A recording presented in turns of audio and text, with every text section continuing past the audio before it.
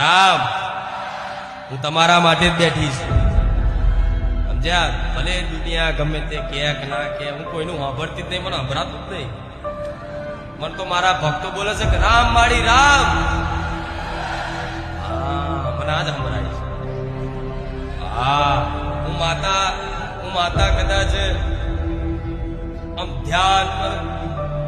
મહાદેવની જેમ આમ ધ્યાન બેઠી હોઉં ને તો મારા ભક્તોનો અવાજ ગૂંજતો હોય રામ માળી રામ એટલે આ તમારા માટે છે તમારા માટે હું માતાના ગાદી ના બધી સેવા થતી બધું તમારા માટે છે બરોબર તો આ વાતોનું પાલન રાખજો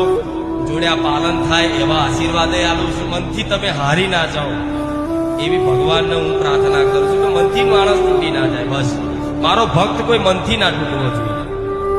દુઃખ ભલે ભલે પહાડ જેવા આવે મારો ભક્ત કોઈ મનથી ના તૂટે મારા ભગવાનને એ કહીશ કેમ કે મનથી નહીં તૂટો ને ત્યાં લાગીને હું મેલેડી